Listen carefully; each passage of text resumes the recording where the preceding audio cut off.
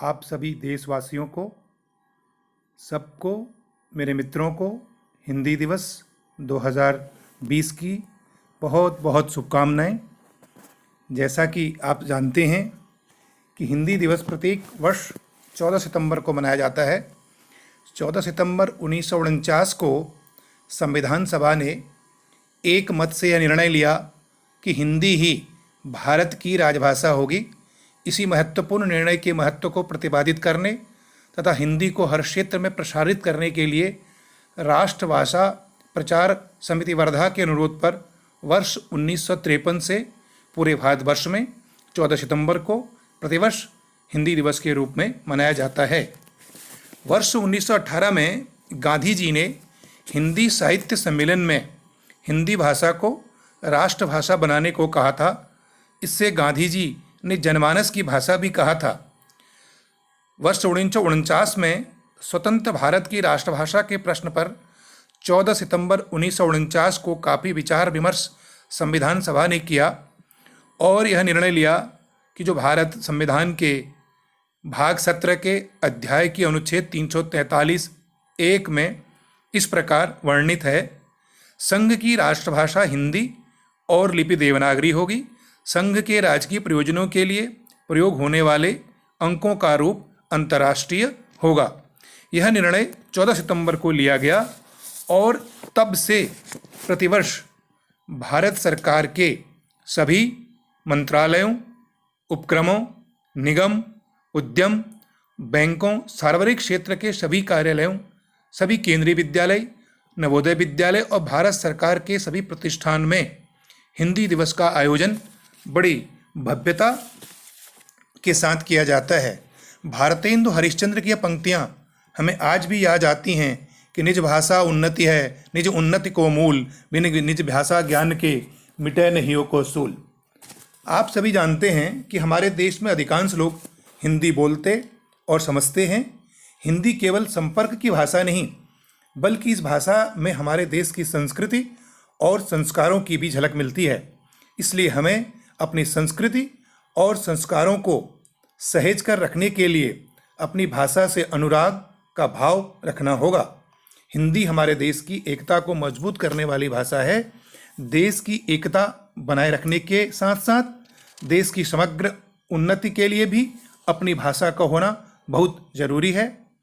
आप सभी भारतवासी जानते हैं कि जिस देश की भाषा जितनी समृद्ध होगी वह देश उतना ही उन्नत होता है और भाषा समृद्ध होती है। उसके प्रयोग से सभी कार्य क्षेत्रों में प्रयोग में लाकर हम भी हिंदी को समृद्ध बनाने में सहभागी बने। यूँ तो हमारे संविधान की 8वीं अनुसूची में 22 राष्ट्रभाषाएं हैं, सभी सम्मान की अधिकारिणी हैं और जैसा कि कहा भी गया है कि भारतीय भाषाएं नदियां हैं और हिंदी एक महानदी।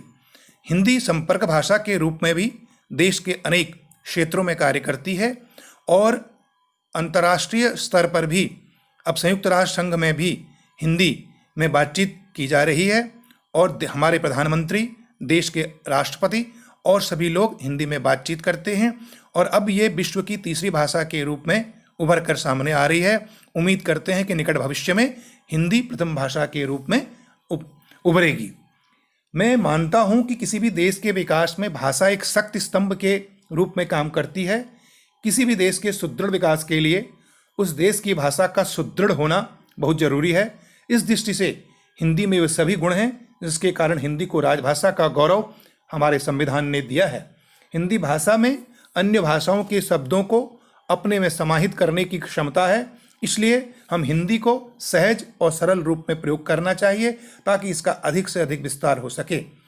सभी मित्रों से, सभी देशवासियों से, भारत सरकार में कार्य करने वाले सभी अपने हिंदी सेवियों से, सभी उच्च अधिकारियों से भी आग्रह है कि आप सब अपना अधिक से अधिक काम हिंदी में करें। हिंदी बहुत ही सहज और सरल भाषा है। हमें भी सरल हिंदी का प्रयोग करना चाहिए। साथ ही अन्य भारतीय भाषाओं को भी अपने साथ साथ लेकर हम अन्य भारतीय भाषाओं के साहित्य को भी हिंदी में अनुदित करें, जिससे कि राष्ट्रभाषा का, राजभाषा का संपर्क भाषा के रूप में और अधिक प्रचार प्रसार हो सके। संविधान में हिंदी को संघ की राजभाषा के रूप में स्वीकार किया गया है। इसलिए हम सभी का यह संवैधानिक दायित्व है कि हम अपने कार्यालयीन कार्यों में हिंदी का अधिक से अधिक उपयोग करें और भारत सरकार द्वारा जारी राजभाषा संबंधी निर्देशों का अनुपालन हम सभी को करना चाहिए। और जिस प्रकार हम अन्य कार्य करते हैं बड़ी तत्परता के साथ, ठीक उसी प्रकार हिंदी को भी हमें कार्य करना चाहिए। हिंदी की महत्ता को देखते हुए हमें अपने कार्यों को और अधिक बढ़ाना होगा। आज यह जो है व्यापार की भी भाषा बन गई है। हमारे प्रत्येक व्यापारिक क्षेत्र में भी हिंदी का बहुत बढ़ चढ़ कर कार्य हो रहा है। सरकारी क्षेत्र ही नहीं अपितु गैर सरकारी निजी संस्थाएं भी हिंदी क्षेत्र में अपना कार्य कर रही हैं, जिससे कि उनका अधिक से अधिक व्यापार हो सके और उन्हें अच्छे ग्राहक उत्पन्न हो सके। तो इस ऐतिहासिक अवसर पर आप सभी से यह आह्वान करते हैं कि आप सभी हिंदी भाषा के गौरव को बढ़ाने में और उसके प्रचार प्रसार में और उसके प्रगामी प्रयोग में अपना महत्वपूर्ण योगदान देकर राष्ट्र को समर्पित होकर एक नए उसका क्षेत्र का सूत्रपात करें। आप सबसे उम्मीद करते हैं कि इस चैनल को अधिकाधिक सब्सक्राइब और इसका उपयोग करें। बहुत बहुत धन्यवाद। नमस्कार।